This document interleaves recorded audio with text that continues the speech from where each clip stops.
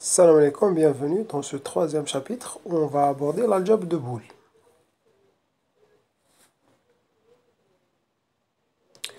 L'algèbre de Boole a été introduite en 1958 par George Boole. Ce dernier, il a introduit une nouvelle algèbre basée sur le système logique. En logique, la négation d'une proposition est vraie lorsque la proposition est fausse et inversement, elle est fausse lorsque la proposition A est vraie. La conjonction de deux propositions A et B est vraie uniquement si les deux propositions A et B sont vraies. Enfin, la disjonction de deux propositions A ou B, elle est fausse uniquement si les deux propositions A et B sont fausses simultanément. Dans la nouvelle algèbre définie par George Boole, on a un ensemble B composé de deux éléments 0, 1, tel que 1, ça va correspondre à une proposition vraie et 0 à faux. Ainsi, on définit l'algèbre A comme l'ensemble B et trois opérations, plus, étoile et moins. En fait, c'est pas le moins, mais c'est la négation, c'est barre. Donc, c'est lorsqu'on a A, la proposition A est vraie, c'est-à-dire 1, alors A bar, ça va être 0. Et lorsque 0, on a 0 dans A, donc on aura un 1 dans A bar. On a aussi le AND qui va être représenté par étoile. Donc, A AND B est égal à 1 lorsque les deux A et B sont simultanément égaux à 1. Et enfin, la disjonction ou OR, elle va correspondre à l'opération qui est fausse uniquement si les deux sont fausses.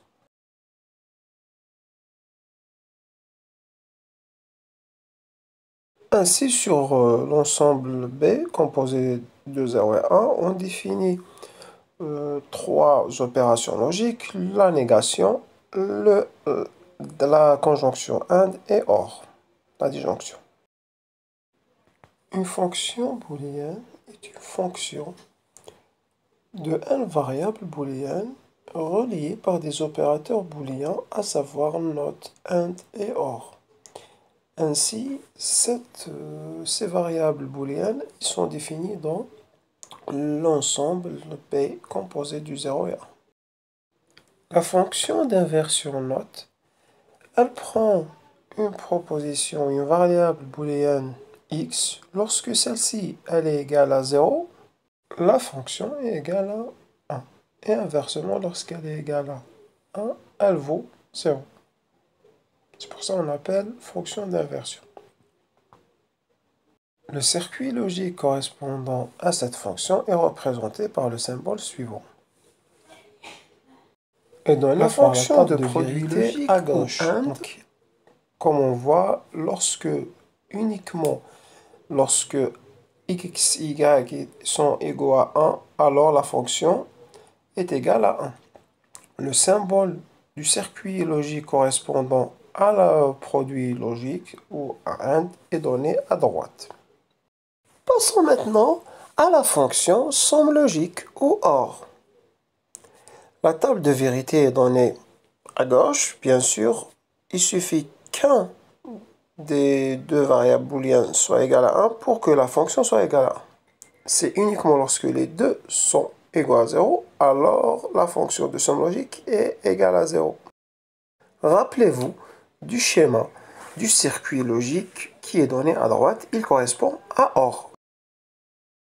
Une autre fonction intéressante, c'est la fonction somme inversée ou NOR, not OR.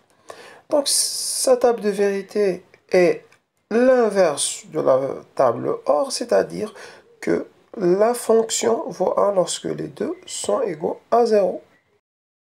Pareil que précédemment, rappelez-vous du schéma du circuit logique correspondant à l'OR. Passons à la fonction de produit inversé ou not AND, appelée NAND.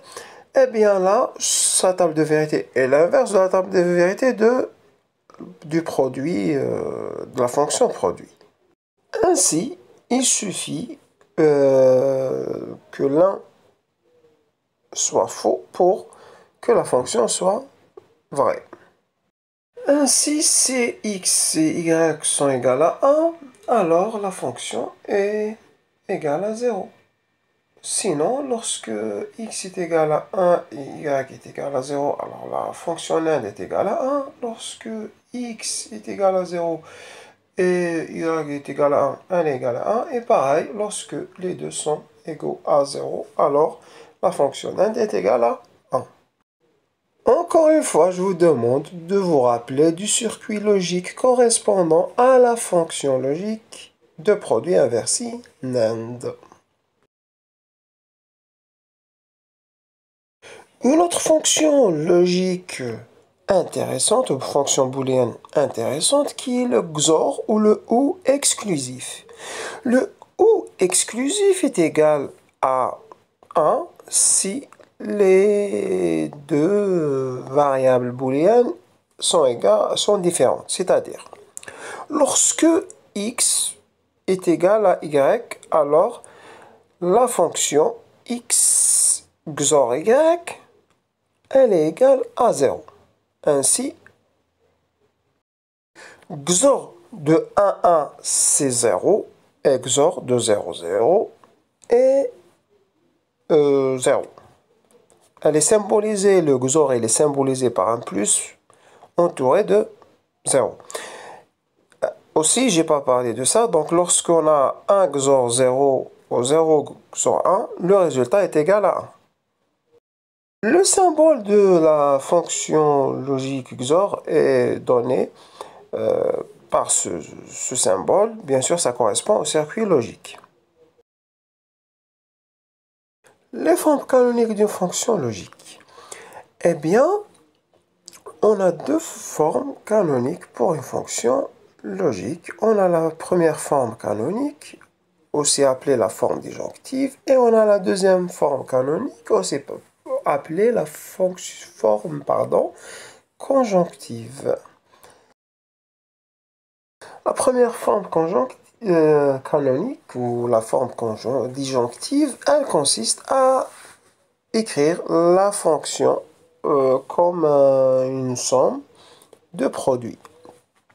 Alors que la deuxième forme canonique, elle consiste à écrire la fonction comme un produit de somme. Une fonction logique est définie par sa table de vérité. Soit cette fonction f définie comme suit, où on a 1 à 0, 0, 0, à 0, 1, 1, à 1, 0, 1 et à 1, 1, 1. Maintenant, on cherche à l'écrire en forme canonique. Pour écrire une fonction en première forme canonique, il n'y a pas plus simple. En effet, il faudra prendre toutes les lignes où la fonction est égale à 1. Donc, on a 0, 0, 1, 0, 1, 1, 1, 0, 1 et 3 fois 1. Du coup, la fonction f, elle va être égale à quoi? Lorsqu'il y a des zéros, on va mettre des x bar et on va les multiplier. Plus la deuxième valeur où c'est 1, etc. En d'autres termes. Donc, on va prendre, la fonction est égale à 1 dans 0, 0, 0. Donc, le premier terme, ça va être x bar étoile y bar étoile z bar. Plus la deuxième fois où c'est égal à 1. C'est quoi? C'est 0, 1, 1. Du coup, ça va être x bar plus étoile y étoile z. On va lui ajouter la troisième fois où la fonction est égale à 1, c'est-à-dire à x, c'est-à-dire à 1, 0, 1. Donc, c'est plus x étoile y bar étoile z bar. Plus la quatrième fois où c'est égal à 1, donc c'est 1, 1, 1. Donc, on va faire x étoile y étoile z. Donc, ça, c'est la première forme canonique. Passons maintenant à la deuxième forme canonique. Bien là, il n'y a pas plus simple. On va prendre la fonction dont les valeurs vont être égales à 0 et on va les multiplier. Du coup, mais on va multiplier leur inverse. Donc des cas où c'est égal à 0. Du coup, on a la première fois où c'est égal à 0, c'est 0, 0, 1. La deuxième fois, c'est 0, 1, 0. La troisième fois, c'est 1, 0, 0. Et la quatrième fois, c'est 1, 1, 0. N'est-ce pas? Donc, ça va être égal à x plus y plus z bar. Parce que là, ça correspond à 0, 0, 1. On inverse. Multiplié par x plus y bar plus z, ça correspond à 0, 1, 0. Étant donné que on va les inverser, on obtient ça. Multiplier étoile x bar plus y plus z pour le troisième 0. Étoile x bar plus y bar plus z correspondant à 1, 1, 0. Simplification des fonctions booléennes.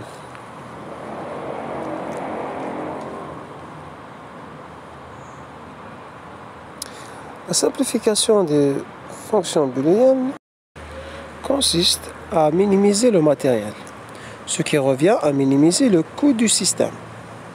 En effet, si la fonction booléenne est représentée par une expression algébrique complexe, alors le circuit qui lui correspond va être complexe lui aussi. Pour arriver à une réalisation matérielle la plus simple, il faut réduire la complexité des circuits. Ce qui revient à réduire la complexité des fonctions correspondant à ces circuits.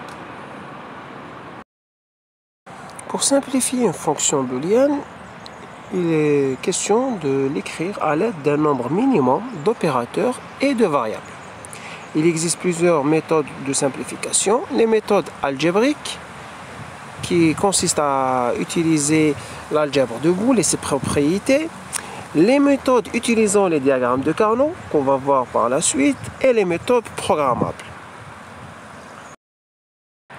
Comme vous l'avez remarqué précédemment, dans la table de vérité, si on a le nombre de variables, alors le nombre de lignes qu'on a dans notre table de vérité, c'est 2 puissance n. Ainsi, pour 3 variables, on a vu que c'est 8. Si on avait 4 variables, on aurait 16.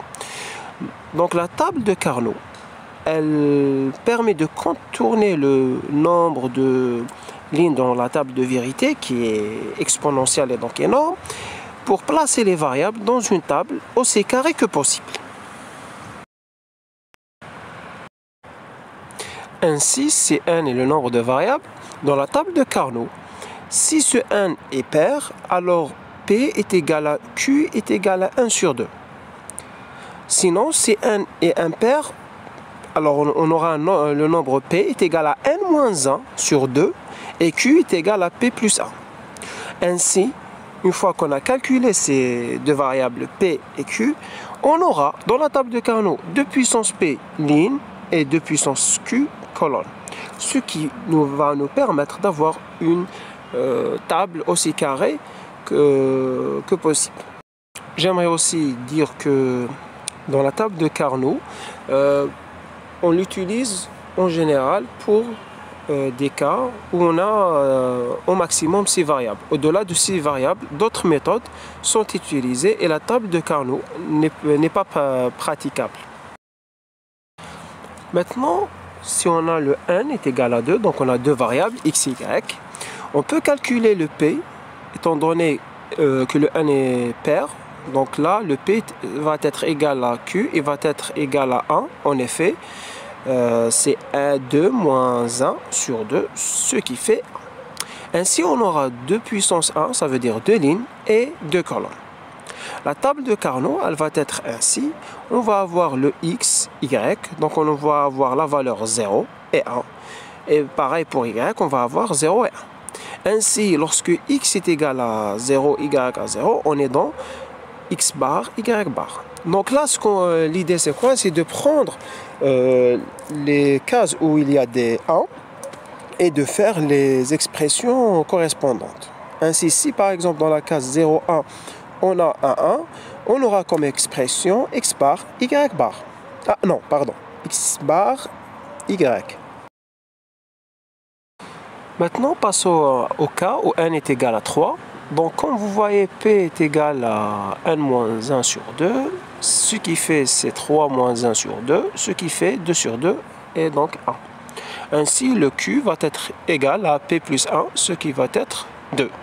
Ainsi, on aura deux lignes. On aura deux lignes et 4 colonnes. Ainsi, on aura pour le x 0 et 1. Et pour YZ, on aura 0, 0, 0, 1, 1, 1 et 1, 0. Ce que vous remarquez, c'est qu'après 0, 1, on n'a pas 1, 0. Pourquoi? Eh bien, dans la table de Carnot, on va représenter ce qu'on appelle l'adjacence. On va la voir par la suite.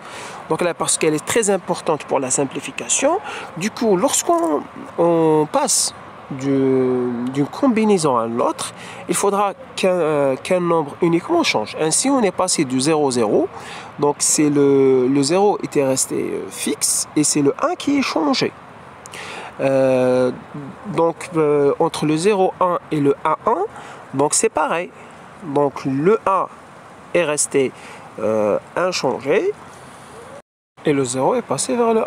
Donc là, on remarque bien que entre la deuxième et la troisième colonne, le 1 est resté pareil et c'est le 0 qui est transformé vers le 1. Là, ce principe d'adjacence, il est très important pour les simplifications qu'on va avoir par la suite.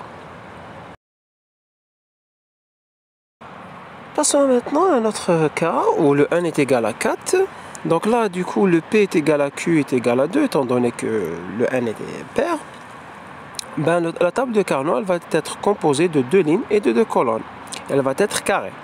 Ainsi, on aura les variables x, y en ligne et zt en colonne. Et pareil qu'avant, il faut toujours garder la notion d'adjacence où on passe d'une colonne à une autre. C'est pareil, on le voit maintenant aussi dans les lignes. Donc du 0, 1, on est passé vers le 1.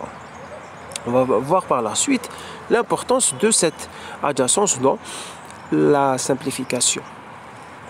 J'aimerais juste attirer votre attention sur la case et les cellules. Par exemple, si on prend dans la cellule XY est égale à 1, 0 et dans la cellule ZT 0, 1, donc c'est 1, 0, 0, 1.